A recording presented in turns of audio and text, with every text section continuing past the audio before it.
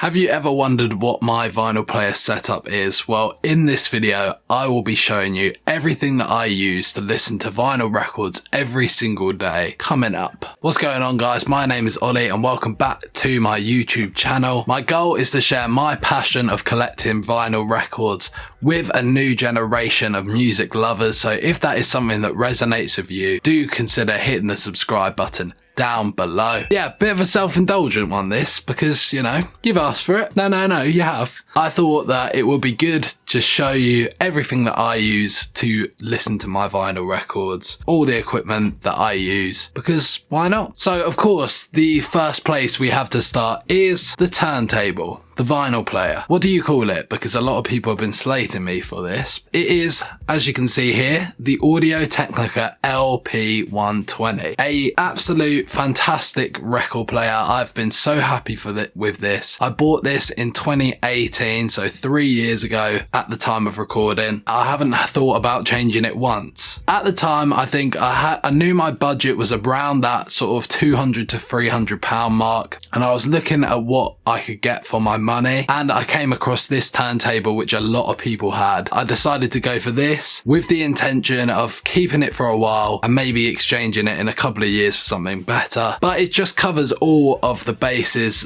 of what I want it to. It's really well made, got super good build quality. It was really easy to set up. I practically got it out of the box, just went for a normal setup, and I think that's another good thing is I know now that from having this vinyl player I could set up pretty much any turntable, so it was definitely a worthy investment, especially in the long term. It can of course play at 3 different speeds, the 2 standard ones and obviously 78 as well, which is cool. I love the look as well. I was looking at vinyl players of that budget and this was the one that kind of looked a bit retro and a bit cool, a bit 90s sort of inspired, so that's what made the decision to get it for me. And also I've learned about how to upgrade stuff on this. It's not just like this is your vinyl player, keep this, just use this. If I wanted to upgrade the arm, I could do that. If I want to upgrade the needle, I've done that. It just covers all bases for me and I've been extremely happy with it. And to go with that, I actually upgraded the needle. Initially, I had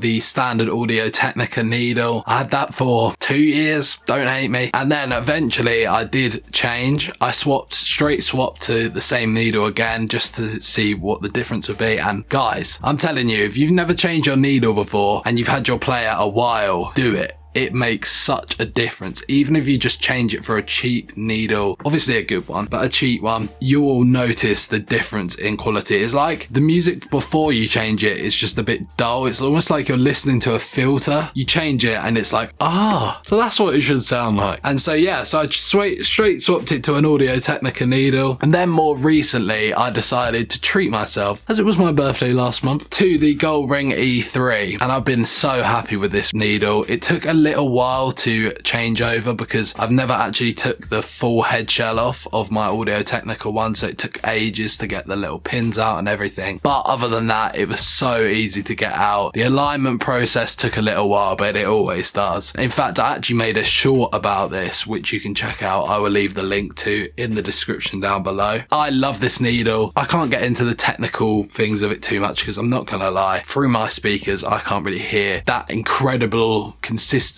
sound quality, but it does sound a lot better than my original needle, and I think it will last longer as well, so it was definitely a worthy investment. The needle is the Gold Ring E3. Feature I forgot to mention about my turntable was the fact that it does have a preamp built in, and this is a massive factor because obviously it just saves having to buy an external preamp. And also to save money, I bought active speakers, so essentially these are speakers that have an amplifier built in which powers them. So for the speakers, I got the Roth VA4s, but basically you could say any generic Amazon top rated seller speakers, because there wasn't anything about these that I particularly noticed that I wanted. They just kind of were the best plug and play sort of bookshelf speakers that were on Amazon at the time. Don't think you can even buy these anymore, which just goes to show that they're like pretty much just generic speakers. But they are decent, to be fair. They've lasted well, they sound good, they go nice and loud, they're decent quality. Yeah, not a lot to complain about them, to be honest. They're just not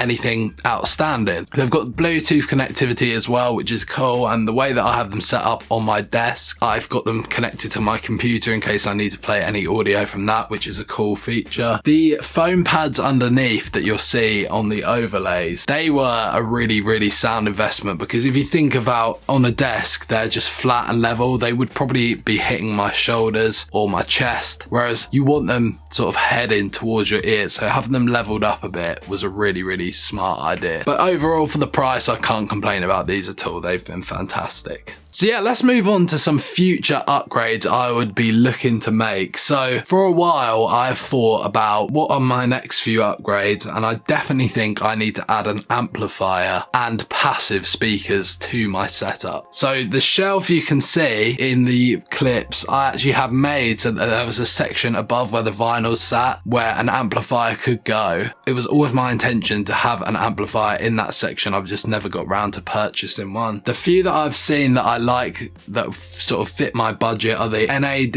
D3020 V2, the Cambridge AXA35, and the Rega IO was the one that stood out to me. That it's really highly rated by reviewers such as What Hi-Fi. Looks nice and small, looks tidy on your setup, but delivers a really good quality. So yeah, this is maybe the way I'm swaying at the moment, but if you have any recommendations, let me know. And then of course, I'd need passive speakers to go along with that. And the two that have stood out of those are the ELAC Debut B5.2 and the B&W 606 S2. Both really nice speakers, both really highly rated. I've got a big ambition of a vinyl setup that I'd like to do in 2022. So if you'd like to see a video about that, definitely be sure to hit the like button. But I'd want them wall mounted. I want a nice area all dedicated to the vinyl, have sections for each different component and everything like that. So yeah, it would be a big upgrade, but I think that this is the next step for me, is to properly go down that hi-fi route. And not really crossed my mind, but I might have to upgrade my turntable sometime soon if I think that another turntable could offer me a different experience and a better experience. So guys, we have reached the end of this video. If you did enjoy, make sure you hit the like button.